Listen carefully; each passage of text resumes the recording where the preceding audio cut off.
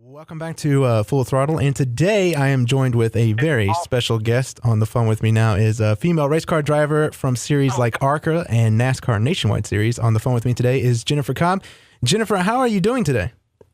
Hey, I am okay. I'm actually battling strep throat or something. It won't go away. I was diagnosed before Miami.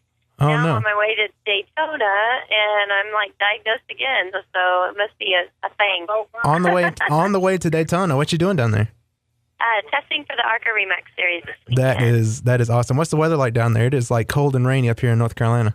Well, you know what? I stopped by North Carolina on my way down, so I haven't made it down there yet. I am somewhere in Mooresville riding around with Mike Harmon, who I'll be partnering with next year on some truck stuff. We're going to start out the first 5 truck races next year, and so right now we're just kind of looking for some pieces to put together to make it happen. So are you ready for Christmas? Can you believe it's just a couple of days away? It's so funny because so many people have asked me that, and our family, thankfully, has gone to we do a drawing, and then we just buy for anyone left in the family under 18. So I got to get my nephew something super cool because he thinks I'm the best aunt in the world, which is awesome. That's awesome. I took him to a trip to Chicago for his birthday, so I'm afraid he's going to be let down at Christmas. Oh, that's cool. Chicago. Never been there, but I went to Boston. But, yeah. I love the big cities. Yeah, it's cool. How was Chicago? Oh, it's wonderful. I'm there once or twice a month. I have lots of friends and family there, so I love Chicago. So your family, they just draw from a hat and buy from people. So I take it you didn't get me anything for Christmas? Not yet. Maybe a drivenmail.com T-shirt. How's that? That's awesome. That's cool. Because I don't need any more socks. I got tons of those, but I could use some socks actually. Well, maybe that's what I'll get you for Christmas. There we go. Do you usually cook anything for the holidays? I do. Mom does most of the cooking, but I have a few signature dishes that I love to bring to family dinners. In the summer, I bring a homemade pasta salad. Oh, that sounds good. The winter holidays, I bring cheesy potatoes and cheesy corn. Cheesy corn. I've never had that.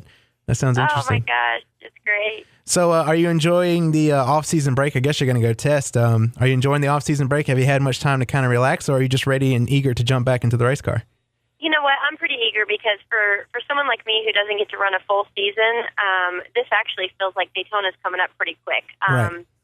I attempted a nationwide at Kansas. I ran the first lap at Talladega Trucks until the motor blew, and then I attempted a nationwide at Miami. And now we're getting geared up for Daytona. So everything's kind of blending together for me right now, which is good. It's a nice pace and a good amount of busy, Do you find that it's a challenge being a female driver in a sport that's been dominated by men for so many years? Or is it a challenge that you welcome and you're not even really bothered by it? Yeah, I don't even think it's a challenge. I think it's tough for everybody right now. I think that there's 2 or 3 different ways to go about your racing career. One is to have, a good amount of resources and go out and win everything that you can win. And I've never had that. I've never had any kind of financial backing throughout any of my racing career. I've always done it the hard way. Right.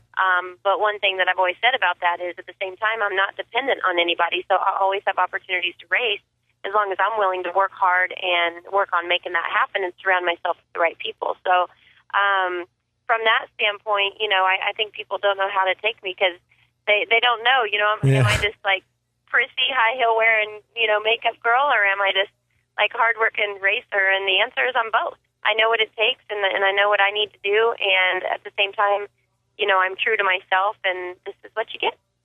I think it's better that you're actually kind of that way, I guess, because you respect it more when you do good, I guess.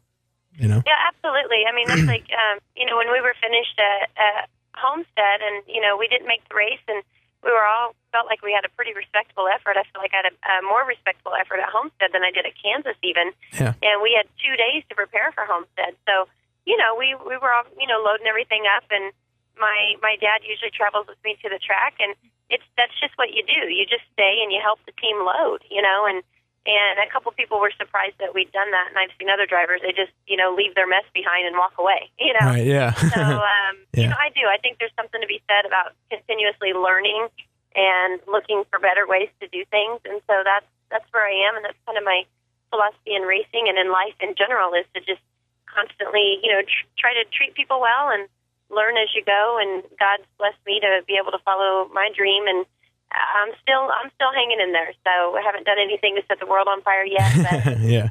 all it takes is, being there at the right time, getting that big lucky break, and with the right amount of sponsorship, I know we've got the people in place, and I know we can do it. Yeah, it'll come.